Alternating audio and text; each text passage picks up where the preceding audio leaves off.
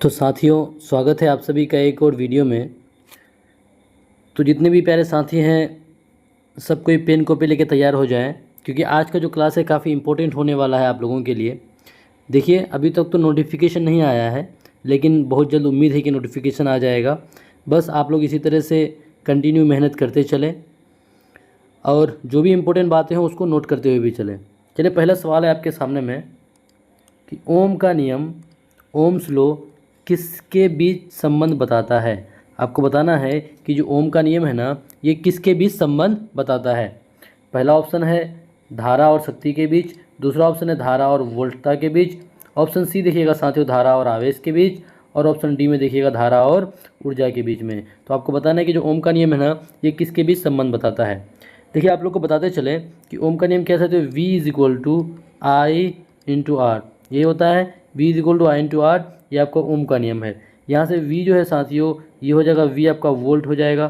क्या हो जाएगा? V वोल्ट हो जाएगा। और I जो है ये आपका क्या हो जाएगा साथियों, ये I हो जाएगा आपका धारा हो जाएगा। क्या हो जाएगा? धारा। और R जो है ये रेसिस्टेंस हो जाएगा। क्या हो जाएगा? रेसिस्टेंस, जिसको क्या बोलते हैं हिंदी में? प्रतिरोध बोलते हैं। ठीक है साथियों, तो अब आप देखिए, ये जो आपका ओम का नियम है V is equal to I into R, ये किसके किसके बीच संबंध है? तो ये साथियों आपका वोल्ट के बीच, वोल्ट, धारा और प्रतिरोध। वोल्ट, धारा, इस रेसिस्टेंस को हिंदी में क्या बोलते हैं साथियों? इसको बोला जाता है प्रतिरोध, कहा जाता है। क्या? प्रतिरोध। तो देखिए किस किस के बीच में संबंध है, तो प्रतिरोध, धारा और वोल्ट के बीच में आपका क्या है? ओम का नियम ये तीनों के बीच में संबंध को दर्शाता है। किस किस के बीच में? वोल्ट, धारा और प्रतिरोध के बीच में संबंध को दर्शाता है। तो ऑप्शन में आप देखिएगा, तो ऑप्शन में क्या है साथियों, देखिए धारा और शक्ति, तो शक्ति नहीं होगा, तो ये वाला ऑप्शन को आप काट दीजिए।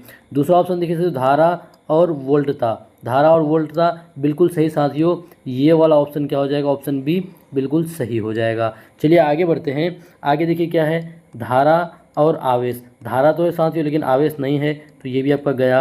उसके देखिए धारा और ऊर्जा, ये भी नहीं होगा। यानी ओम का जो नियम है वो किसके बीच संबंध बताता है? तो आपका संबंध बताता है धारा और वोल्टता के बीच में संबंध बताता है। ठीक है साथियों, अब देखिए ऐसे ध्यान रखिएगा कि ओम जो है, जो प्रतिरोध है ना, प्रतिरोध का मात्रक क्या हो जाता है साथियों? प्रतिरोध का मात्रक हो जाता है ओम हो जाता है। इस बात को आप ध्यान रखिएगा, यानी प्रतिरोध का मात्रक क्या हो जाता है? ओम हो जाता है। और यहाँ से एग्जाम में और भी पूछा जाता है, क्या पूछा जाता है?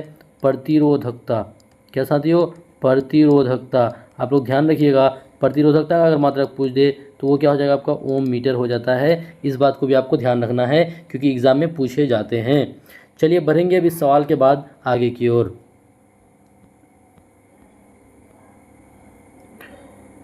ये रहा साथियों दूसरा सवाल कि ध्वनि तरंग किस प्रकार की तरंग है। आपको बताना है जो ध्वनि तरंग है ना, वो किस प्रकार की तरंग है। पहला ऑप्शन है अनुदैर्ध्य तरंग, दूसरा है अनुप्रस्थ तरंग, साथियों विद्युत चुंबकीय तरंग, या फिर सतही तरंग। आपको बताना है जो ध्वनि तरंग है ना साथियों, किस प्रकार की तरंग है। देखिए, आप जानते हैं कि जो ध्वनि तरंग है ना, इसको किसकी आवश्यकता होती है? इसको माध्यम की आवश्यकता होती है। किसकी साथियों? इसको माध्यम की आवश्यकता होती है। और जो आपका अनुदैर्ध्य तरंग है ना, अनुदैर्ध्य तरंग, इसको भी क्या होता है साथियों? इसको माध्यम की आवश्यकता होती है। अब माध्यम में चाहे आपका सॉलिड हो जाए, या फिर लिक्विड हो जाए, या फिर गैस हो जाए, यानी ठोस, द्रव या फिर गैस हो जाए। ठीक है साथियों, देखिए ध्वनि तरंग किस प्रकार की तरंग है, तो ध्वनि को माध्यम की आवश्यकता होती है। और अनुदैर्ध्य तरंग है, इसे भी माध्यम की आवश्यकता होती है। इसलिए साथियों ध्वनि तरंग आपका क्या हो जाएगा? ये आपका अनुदैर्ध्य तरंग हो जाएगा। कैसा हो जाएगा? अनुदैर्ध्य तरंग। कैसा तरंग हो जाएगा? अनुदैर्ध्य तरंग। जो ध्वनि तरंग है वो क्या हो जाएगा साथियों? अनुदैर्ध्य तरंग हो जाएगा। आपको ध्यान रखना है। चलिए बढ़ेंगे इससे आगे की ओर, अगले सवाल की ओर। ये रहा तीसरा सवाल साथियों, क्या है कि 1 kWh बराबर होता है। आप बताइए कि 1 kWh बराबर क्या हो जाएगा? क्या 3.6 गुना 10⁻6 जूल हो जाएगा, या फिर 36 गुना 10⁻3 जूल हो जाएगा, या फिर साथियों 360 जूल हो जाएगा, या फिर 36 गुना 10⁻6 जूल हो जाएगा। बताइए कि आपका 1 kWh बराबर क्या होता है। देखिए साथियों, के आपका हो जाएगा किलो, डब्ल्यू हो जाएगा वाट, और एच आपका हो जाएगा क्या? वही घंटा हो जाता है। ठीक है, तो 1 किलोवाट आवर आपका ये क्या हो जाएगा? ये आपका हो जाएगा 3.6 गुना 10⁻6 जूल के बराबर हो जाएगा। किसके? 3.6 गुना 10⁻6 जूल के बराबर हो जाएगा। चलिए बढ़ेंगे इस सवाल के बाद आगे की ओर।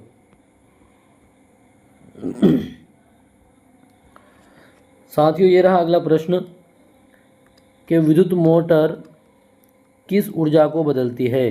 देखिए आपका ऊर्जा रूपांतरण जो होता है ना, जैसे ऊर्जा बदलती है यानी ऊर्जा का रूपांतरण, इससे आपके एग्जाम में ना साथियों एक सवाल देखने को मिलते हैं हर हाल में। तो आपको यहाँ पे बताना क्या है कि जो विद्युत मोटर है ये किस ऊर्जा को बदलती है।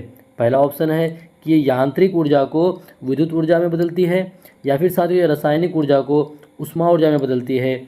ऑप्शन सी में देखिएगा तो ये विद्युत ऊर्जा को यांत्रिक ऊर्जा में बदलती है, या फिर साथियों प्रकाश ऊर्जा को ऊष्मा ऊर्जा में बदलती है।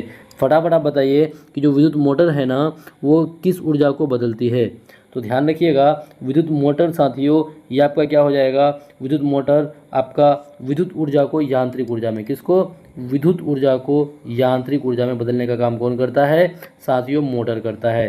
विद्युत मोटर क्या करता है, विद्युत ऊर्जा को यांत्रिक ऊर्जा में बदलने का काम करता है। और साथियों ये जो ऑप्शन ए में आपको दिख रहा है, ऑप्शन ए में ये आपका क्या हो जाएगा, जनित्र हो जाएगा। कौन, जनित्र साथियों, यानी विद्युत जनित्र जो है ये क्या करेगा, यांत्रिक ऊर्जा को विद्युत ऊर्जा में, यानी इसका जस्ट उल्टा। देखिए एक होता है मोटर और एक क्या होता है साथियों, जनित्र होता है। आप ध्यान रखिएगा, एक मोटर और एक क्या होता है जनित्र, जिसको डायनामो बोलते हैं। ठीक है, तो मोटर क्या करेगा, विद्युत को यांत्रिक में, और जनित्र इसका उल्टा करता है, इसको जनरेटर बोलते हैं। ये यांत्रिक ऊर्जा को विद्युत ऊर्जा में बदलने का काम करता है। ठीक है साथियों, ये तो हो गया। अब देखिए यहाँ से ना कुछ और भी सवाल पूछे जाते हैं आपके एग्ज़ाम में। आपके एग्ज़ाम में ऊर्जा रूपांतरण से कुछ और भी सवाल पूछे जाते हैं। जैसे मैं आपको पूछ देगा क्या साथियों, लाउड स्पीकर, क्या, लाउड स्पीकर। ठीक है, लाउड स्पीकर क्या करता है साथियों, लाउड स्पीकर तो ये क्या करेगा, ये विद्युत ऊर्जा को ना ध्वनि में बदलता है। किसको, ये लाउड स्पीकर आपका क्या करता है, ये विद्युत ऊर्जा को, देखिए ऊर्जा हम नहीं लिखते, आप समझ जाइएगा, ये विद्युत ऊर्जा को किसमें, ध्वनि ऊर्जा में कन्वर्ट करने का काम करता है। कौन साथियों, लाउड स्पीकर। अब ध्यान रखिएगा लाउड स्पीकर क्या करता है, ये विद्युत ऊर्जा को ध्वनि ऊर्जा में कन्वर्ट करता है। उसके बाद देखिए साथियों माइक्रोफोन, ये सब आपके एग्जाम में पूछे जाते हैं, इसको आप लोग नोट कर लीजिएगा। क्या साथियों, माइक्रोफोन, क्या, माइक्रोफोन से भी पूछा जाता है। तो ध्यान रखिएगा माइक्रोफोन क्या करता है, ये ध्वनि को, किसको साथियों, ध्वनि ऊर्जा को किस में बदलता है, तो इसको ये विद्युत में बदलता है। ध्वनि को किस में बदलने का काम करता है, विद्युत में बदलने का काम कौन करता है साथियों, माइक्रोफोन करता है। इस बात को भी आपको ध्यान रखना है। उसका देखिए बल्ब, क्या साथियों, बल्ब जो हम लोग घर में यूज़ करते हैं, घरों में जो बल्ब यूज़ करते हैं, जो आपका बिजली का जो बल्ब होता है, ये क्या करता है, ये साथियों ये विद्युत ऊर्जा को, किसको, ये विद्युत ऊर्जा को, कौन सी ऊर्जा को, इसमें हम लोग विद्युत ऊर्जा देते हैं, तभी आपका किस में बदल देता है, ये या तो विद्युत ऊर्जा को या तो प्रकाश बोल सकते हैं, प्रकाश, या साथियों ऊष्मा, प्रकाश एवं ऊष्मा। क्या साथियों, प्रकाश एवं ऊष्मा आप बोल सकते हैं। यानी बल्ब क्या करता है, विद्युत ऊर्जा को किसमें, प्रकाश एवं ऊष्मा ऊर्जा में बदल देता है। आप ध्यान रखिएगा। उसके बाद देखिए एक और आप लोग लिख लीजिए जो आपके एग्जाम में पूछे जाते हैं साथियों, आपके एग्जाम में पूछे जाने का मैक्सिमम चांस होता है। क्या, सोलर सेल। जो सोलर सेल होता है साथियों, जो सोलर सेल ये आपका क्या करता है, ये आपका किस में कन्वर्ट करता है, तो ये सौर ऊर्जा को, किसको, ये सौर ऊर्जा को क्या करता है साथियों, ये सौर ऊर्जा को विद्युत ऊर्जा में, किसमें, विद्युत ऊर्जा में रूपांतरण करने का काम करता है। ठीक है साथियों, देखिए इन सभी बातों को आप ध्यान रखिएगा। एक तो क्या, जो आपका मोटर हो गया, ये मोटर क्या करता है, विद्युत ऊर्जा को यांत्रिक ऊर्जा में कन्वर्ट करता है। दूसरा क्या हो गया साथियों, जनित्र हो गया, जनित्र क्या करता है, यांत्रिक ऊर्जा को विद्युत ऊर्जा में कन्वर्ट करता है। साथ ही एक आपका क्या हो गया, लाउड स्पीकर हो गया, लाउड स्पीकर क्या करता है, ये विद्युत ऊर्जा को आपका ध्वनि ऊर्जा में बदलता है। उसके साथ जो माइक्रोफोन हो गया, माइक्रोफोन क्या करेगा, ध्वनि ऊर्जा को विद्युत ऊर्जा में कन्वर्ट करता है, यानी रूपांतरित करता है।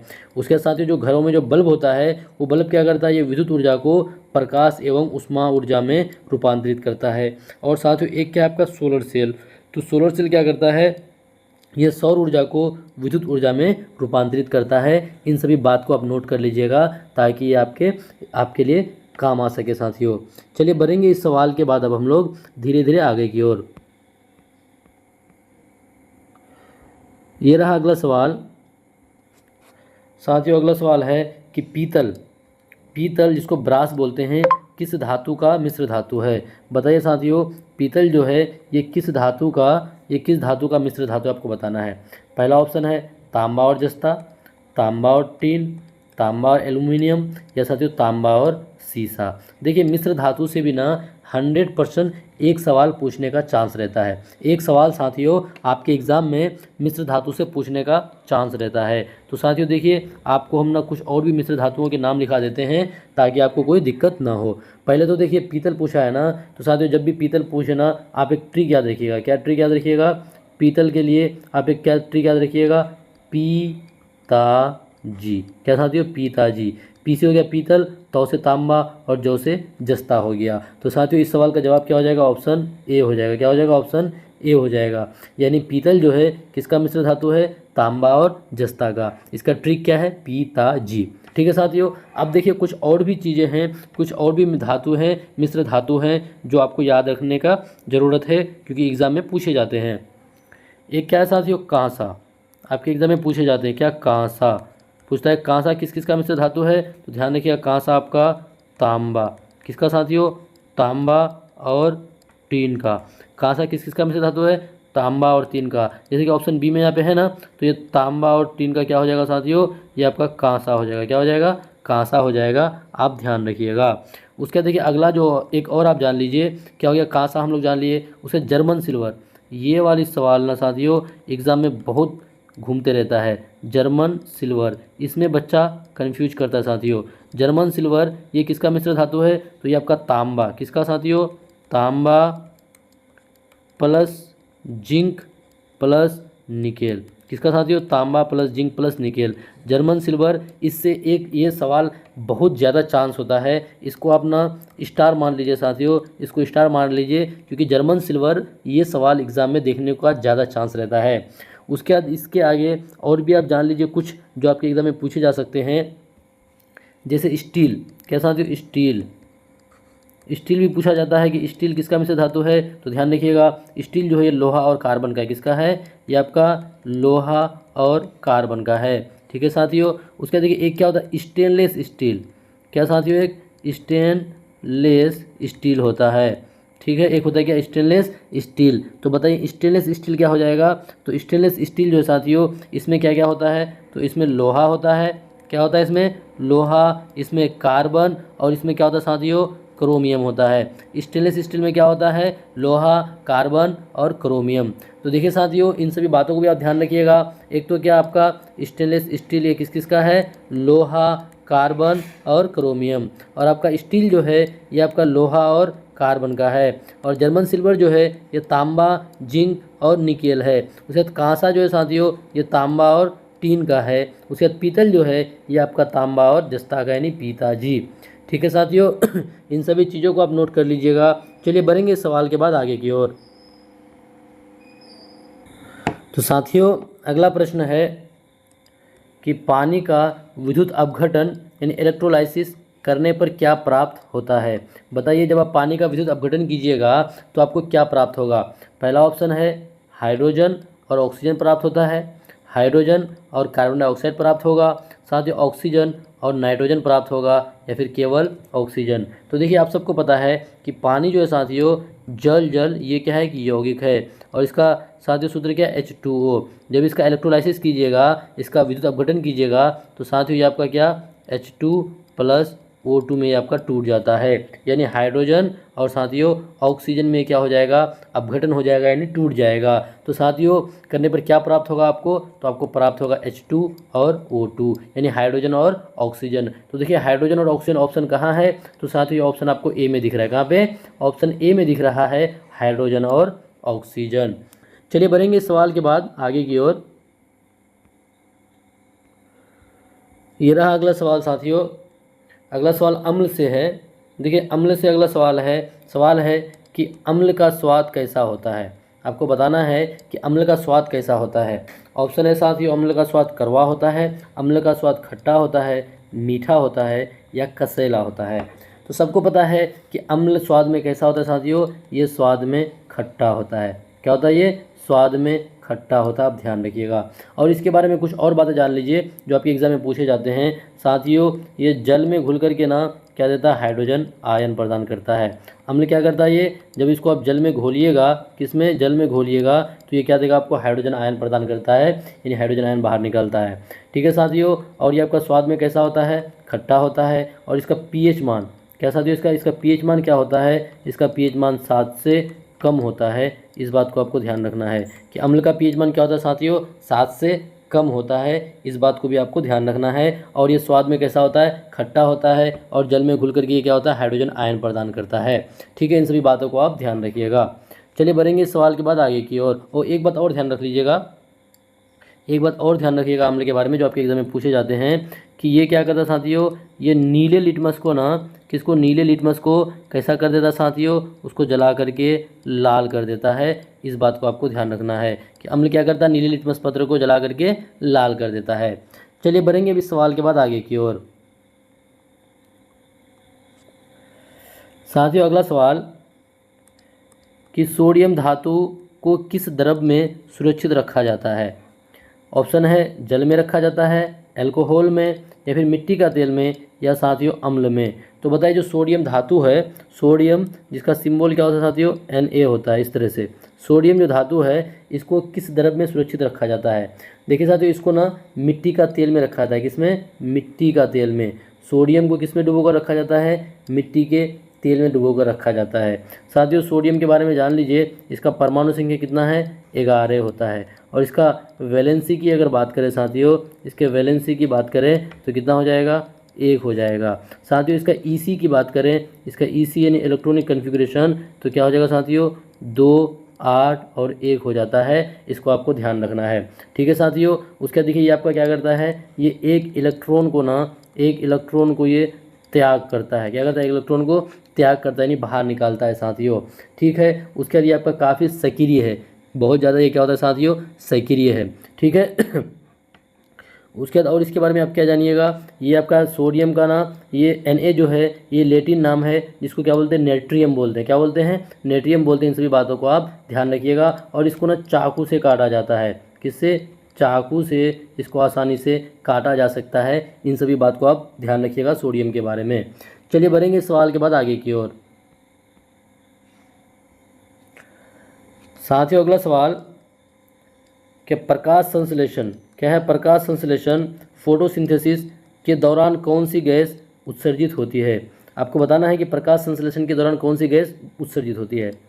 ऑप्शन है carbon dioxide gas, oxygen gas, nitrogen gas, या फिर हाइड्रोजन गैस। तो बताइए कि प्रकाश संश्लेषण के दौरान कौन सी गैस उत्सर्जित होती है।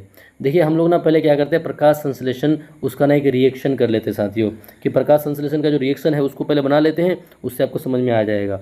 देखिए रिएक्शन क्या होता है कि ये ना एटमॉस्फेयर से CO2 लेता है। क्या लेता है, CO2। उसके बाद साथियों मिट्टी के अंदर से जल लेता है। लेने के बाद क्या होता है, क्या क्या क्या उपस्थित होना चाहिए, सूर्य प्रकाश यानी सनलाइट, और साथियों क्लोरोफिल। क्या, क्लोरोफिल। इन दोनों की मौजूदगी में क्या करता है साथियों, ये क्या बनाता है, C6H12O6 बनाता है। और साथ में एक गैस बाहर निकलता है जो आपका क्या है, O2, जिसको ऑक्सीजन बोलते हैं। ठीक है साथियों, अब देखिए यहाँ से कैसे कैसे सवाल आपके एग्ज़ाम में बनते हैं, यहाँ से किस किस प्रकार के सवाल आपके एग्ज़ाम में बनते हैं आपको हम बारीकी से बताते हैं। एक तो ये सवाल पूछा जाता है, ये जो साथ ये ऑक्सीजन है, ये ऑक्सीजन किससे निकल के आता है। जो प्रकाश संश्लेषण की प्रक्रिया है उसमें ऑक्सीजन किससे बाहर निकल के आता है, तो ध्यान रखिएगा वो आपका जल से बाहर निकल के आता है। किससे, जल से निकल करके बाहर आता है। किससे, जल से। ठीक है साथियों, उसके बाद आपको ध्यान रखना है कि आपको पूछा जाता है कि बाई प्रोडक्ट यानी बाई प्रोडक्ट के रूप में, बाई प्रोडक्ट जिसको हिंदी में उपोत्पाद बोलते हैं, बाई प्रोडक्ट के रूप में कौन सा गैस बाहर निकलता है, तो भी साथियों क्या हो जाएगा, ऑक्सीजन हो जाएगा। इस बात को आपको ध्यान रखना है। उसके बाद प्रकाश संश्लेषण क्या है साथियों, ये एक विधि है, ये एक तरीका है। तो कौन सा तरीका है, तो ये आपका भोजन तैयार करने का एक तरीका है। पेड़ पौधा द्वारा भोजन तैयार करने का एक क्या है साथियों, तरीका है, आपको ध्यान रखना है। और ये जो आपका C6H12O6 है साथियों, ये क्या है, ग्लूकोज का सूत्र है। किसका, ग्लूकोज का सूत्र है। आपका C6H12O6 ग्लूकोज का सूत्र है, इसको भी आपको ध्यान रखना है। ठीक है साथियों, तो देखिए सवाल था कि प्रकाश संश्लेषण के दौरान कौन सी गैस उत्सर्जित होती है। तो देखिए कौन सी गैस है साथियों, तो ये आपका ऑक्सीजन गैस। कौन सा, ऑक्सीजन। और ऑक्सीजन ऑप्शन में कहाँ है, तो ऑप्शन बी में आपको दिख रहा है। कहाँ पे, ऑप्शन बी में आपको ऑक्सीजन दिख रहा है। चलिए बढ़ेंगे इस सवाल के बाद आगे की ओर। क्या साथियों, रक्त का तरल भाग कहलाता है। देखिए जो रक्त है ना, रक्त साथियों इसका क्या बोला, तरल भाग कहलाता है। क्या तरल भाग प्लाज्मा कहलाता है, या प्लेटलेट्स कहलाता है, या श्वेत कणिकाएं कहलाता है, या लाल कणिकाएं। तो साथियों रक्त जो है ना, इसको दो भाग में बांटा गया है, एक तो तरल भाग और एक साथियों ठोस भाग में बांटा गया है। एक क्या, तरल भाग और एक ठोस भाग। जो तरल भाग है ना साथियों, ये लगभग कितना है, रक्त का 55% होता है, और ठोस भाग ये आपका 45% होता है, ध्यान रखिएगा। ठीक है साथियों, ये तरल भाग के अंदर कौन आ जाता है आपका, इसमें आ जाता है प्लाज्मा। कौन आ जाता है, रक्त का तरल भाग में प्लाज्मा आ जाता है साथियों, कौन, प्लाज्मा। अब प्लाज्मा के बारे में जान लीजिए, जो आपके एग्जाम में पूछे जा सकते हैं। किसके बारे में, प्लाज्मा के बारे में। प्लाज्मा जो साथियों, ये रक्त का क्या, आपका तरल भाग है, और ये प्लाज्मा जो है इसका रंग कैसा होता है, हल्का पीला होता है। कैसा होता है साथियों, हल्का सा पीला होता है, प्लाज्मा का रंग हल्का पीला। अब सवाल बनता है कि हल्का पीला क्यों होता है, तो बिलीरुबिन के कारण। किसके कारण, बिलीरुबिन के कारण। किसके कारण, बिलीरुबिन के कारण प्लाज्मा का रंग क्या होता है, हल्का सा पीला होता है साथियों। इस बात को आपको ध्यान रखना है। ठीक है, तो देखिए इस सवाल का जवाब क्या हो जाएगा, रक्त का तरल भाग, तो रक्त का तरल भाग हो जाएगा प्लाज्मा हो जाएगा। कौन साथियों, प्लाज्मा जो है ये रक्त का तरल भाग है। चलिए बढ़ेंगे इस सवाल के बाद आगे की ओर। ये रहा अगला प्रश्न कि मानव पाचन तंत्र में प्रोटीन का पाचन कहाँ प्रारंभ होता है। आपको बताना है कि जो मानव का पाचन तंत्र है उसमें प्रोटीन का पाचन कहाँ प्रारंभ होता है। क्या प्रोटीन का पाचन मुंह में प्रारंभ होता है, या फिर अमाशय में साथियों, या छोटी आंत में, या बड़ी आंत में। देखिए अगर भोजन का पाचन की बात करता, तो भोजन के पाचन की बात करता तब उस कंडीशन में आंसर क्या हो जाता, मुंह हो जाता। लेकिन प्रोटीन का बोला है तो साथियों प्रोटीन का पाचन ना शुरू होता है अमाशय में। कहाँ से शुरू होता है, अमाशय से शुरू हो जाता है। कहाँ से, मुंह से नहीं, बल्कि मानव पाचन तंत्र में प्रोटीन का पाचन कहाँ प्रारंभ होता है, तो अमाशय में प्रारंभ होता है साथियों। अमाशय में ना वहाँ पे एंजाइम होता है। कौन सा एंजाइम, पेप्सिन। कौन सा नाम का, पेप्सिन। ध्यान रखिएगा कौन सा एंजाइम साथियों, पेप्सिन नामक एंजाइम होता है। ये क्या करता है, आपको प्रोटीन जो है, प्रोटीन को पचाने में सहायक करता है। कौन, पेप्सिन नामक एंजाइम प्रोटीन को पचाने में सहायक होता है। अब अमाशय की जब बात आ ही गई तो जान लीजिए यहाँ पे कुछ और। अमाशय में एक अम्ल पाया जाता है जिसको बोलते हैं हाइड्रोक्लोरिक अम्ल बोलते हैं। क्या बोलते हैं साथियों, हाइड्रोक्लोरिक अम्ल बोला जाता है, अमाशय में पाया जाता है।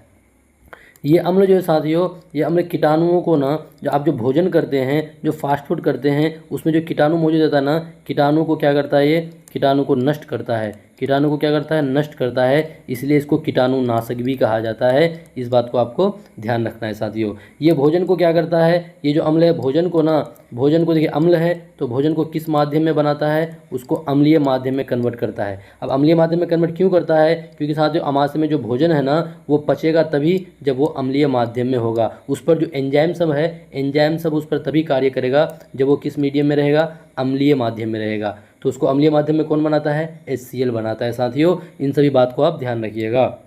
चलिए बढ़ेंगे अब धीरे धीरे से आगे की ओर। आई रहा अगला सवाल।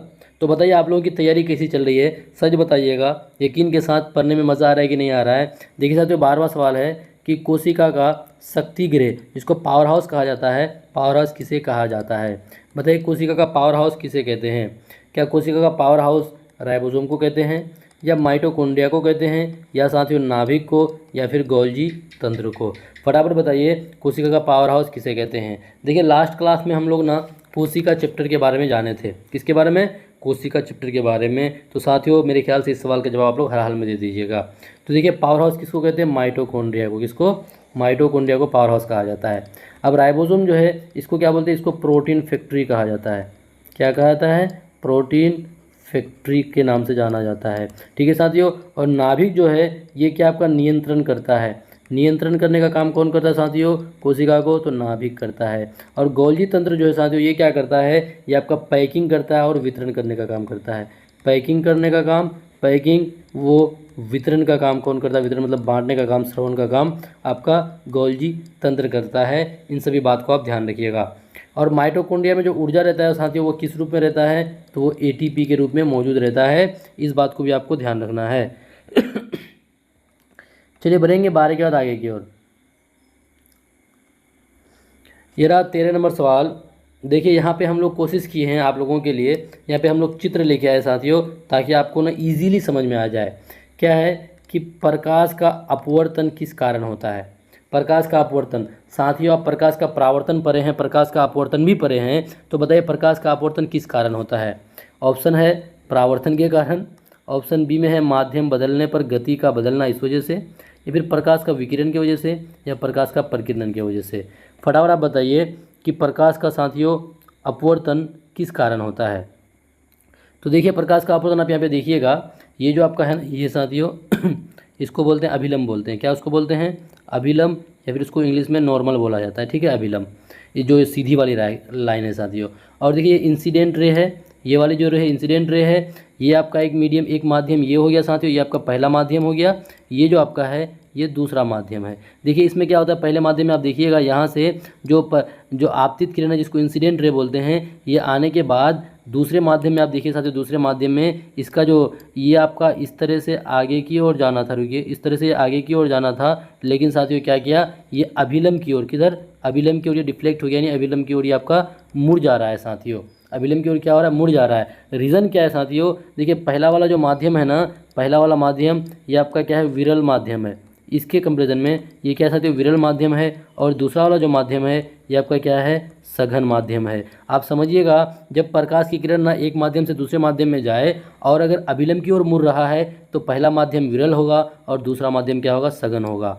और फिर दूसरे कंडीशन में क्या होगा साथियों कि जब क्या हो रहा है कि प्रकाश की किरण एक माध्यम से दूसरे माध्यम में जा रहा है और दूसरे माध्यम में जाने के बाद क्या हो रहा है साथियों, वो अभिलंब से दूर भाग रहा है, तो साथियों पहला माध्यम उस समय वहाँ पे क्या हो जाएगा, सघन, और दूसरा माध्यम विरल हो जाएगा। इस बात को आप ध्यान रखिएगा, ठीक है साथियों। तो देखिए ये आपका जो है ये हो जाएगा आपतन कोण और ये हो जाएगा साथियों अपवर्तन कोण। क्या हो जाएगा, ये अपवर्तन कोण हो जाएगा। इन सभी बात को भी आप ध्यान रखिएगा। तो देखिए प्रकाश का अपवर्तन किस कारण होता है, तो इसका अपवर्तन होता है साथियों, यहाँ पे हो जाएगा क्या कि माध्यम बदलने पर गति का बदलना, माध्यम बदलने पर गति का बदलना, इस वजह से क्या हो जाएगा, आपका प्रकाश का अपवर्तन होता है।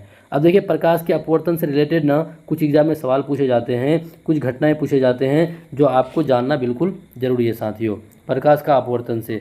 जैसे में देखिए तारों का जो टिमटिमाना है, किसका, तारों का टिमटिमाना, तारों का टिमटिमाना, ध्यान रखिएगा ये सब चीज़ें आपके एग्ज़ाम में पूछा जाता है। तारों का टिमटिमाना साथियों ये आपका क्या है, टिमटिमाना, ये आपका प्रकाश के अपवर्तन के कारण होता है। किसका, तारों का टिमटिमाना। उसके बाद देखिएगा आप एक बाल्टी ले लीजिएगा, एक बाल्टी इस तरह से, या फिर एक कुछ भी गिलास भी ले लीजिएगा, उसमें पानी डालिएगा, उसमें ना सिक्का डालिएगा ना साथियों, वो सिक्का क्या होगा, अपना जो वास्तविक गहराई है उससे आपको ऊपर दिखेगा हल्का सा।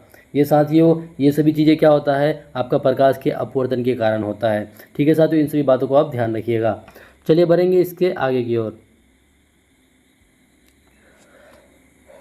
अगला सवाल कि ध्वनि की चाल किस माध्यम में सबसे अधिक होती है। आपको बताना जो ध्वनि है, ध्वनि जो साथियों ये आपका कैसा तरंग है, ये आपका अनुदैर्घ्य तरंग है। ध्वनि तरंग कैसा है, ये आपका साथियों अनुदैर्घ्य तरंग है, ठीक है। उसके बाद देखिए इसके बारे में जानिए कि ध्वनि की चाल किस माध्यम में सबसे अधिक होती है। क्या साथियों वायु हो जाएगा, या जल हो जाएगा, या निर्वात हो जाएगा, या ठोस हो जाएगा।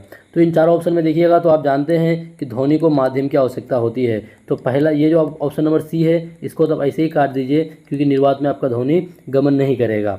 साथियों बचा कौन, वायु, जल और ठोस।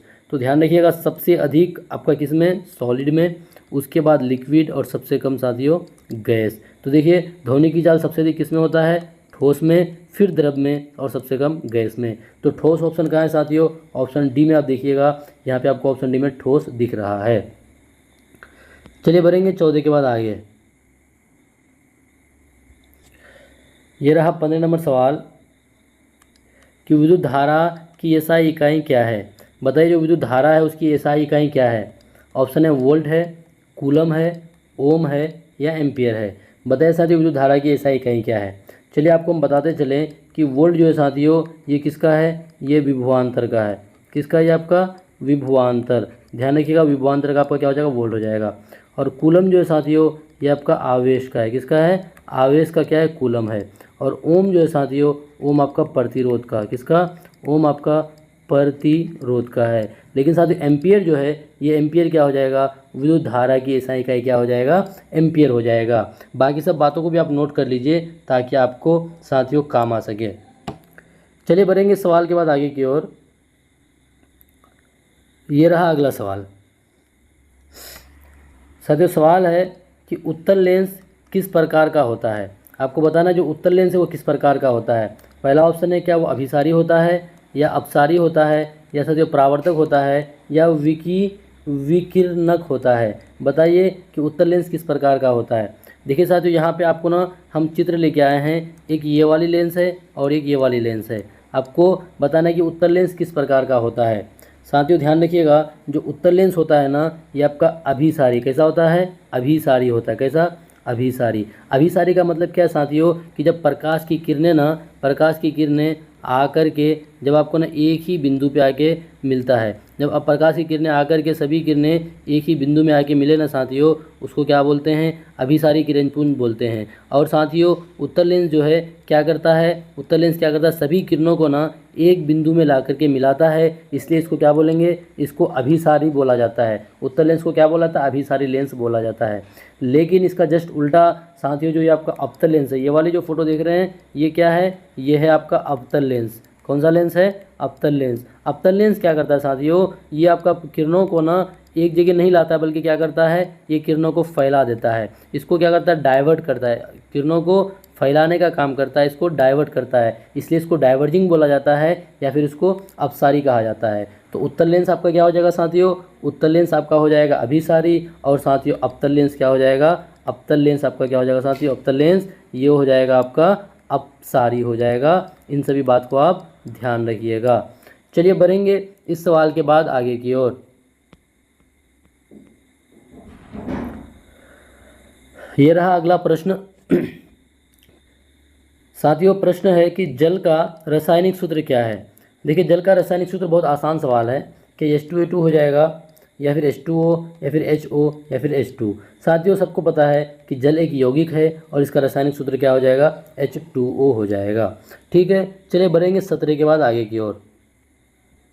यह रहा 18 नंबर सवाल। 18 नंबर सवाल साथियों क्या है कि कांच मुख्यतः किससे बनता है। बताना जो कांच होता है ना वो किससे बनता है, क्या सोडियम कार्बोनेट, कैल्शियम ऑक्साइड, या फिर सिलिकॉन डाइऑक्साइड। साथियों ऑप्शन बी सोडियम क्लोराइड और कैल्शियम ऑक्साइड, ऑप्शन सी साथियों सोडियम ऑक्साइड और मैग्नीशियम ऑक्साइड, ऑप्शन डी में साथियों देखिएगा Fe2O3 यानी फेरस ऑक्साइड, या फिर एल्यूमिनियम ऑक्साइड। तो बताना आपको कांच जो है वो मुख्यतः किससे बनता है। तो ध्यान रखिएगा कांच में ना आपका सोडियम कार्बोनेट होता है, कैल्शियम ऑक्साइड होता है और सिलिकॉन डाइऑक्साइड होता है। यानी इस सवाल का जवाब क्या हो जाएगा साथियों, ऑप्शन ए हो जाएगा। आप इस तरह के सवालों को ना जो इसको आप नोट करके रखिएगा, इन सभी सवालों को अपना नोट करके लिख लीजिएगा साथियों, क्योंकि एग्ज़ाम में पूछे जाते हैं। चलिए बढ़ेंगे 18 के बाद आगे की ओर। ये रहा 19वां सवाल। 19वां सवाल साथियों कि pH का मान 7 से कम होने पर विलयन कैसा होगा। देखिए pH का मान क्या बोला, 7 से कम, तो 7 से कम होने पर क्या वो उदासीन होगा, या फिर अम्लीय होगा, या क्षारीय होगा, या लवणीय होगा। साथियों आपको ना एक स्केल बना के हम दिखा रहे हैं। एक स्केल होता है जिसमें आप ना अम्लीय क्षारीय गुण उसको पता किया जाता है कि कितना अम्लीय है कितना क्षारीय है, उसकी प्रबलता का पता किया जाता है। तो साथियों ये शुरू होता है आपका 0 से और कहाँ तक, तो 14, और बीच में आपका 7। ठीक है, अब देखिए अगर किसी का pH मान क्या साथियों, अगर किसी का pH मान कितना हो 7 के बराबर, किसके बराबर, 7 के बराबर, तो वो आपका क्या हो जाएगा साथियों, वो उदासीन हो जाता है। क्या हो जाता है, वो उदासीन, जिसको न्यूट्रल हम लोग बोलते हैं। ठीक है, अगर 7 से क्या होगा साथियों, 7 से कम यानी 7 से लेके 0 की ओर, तो ये आपका कैसा नेचर का हो जाएगा, ये आपका हो जाएगा अम्लीय नेचर का। कैसा, अम्लीय नेचर का। और 7 से अधिक और 14 की तरफ, तो साथियों ये आपका हो जाएगा क्षारीय नेचर का। कैसा, ये आपका क्षारीय हो जाएगा। आप ध्यान रखिएगा एग्जाम में पूछे जाते हैं।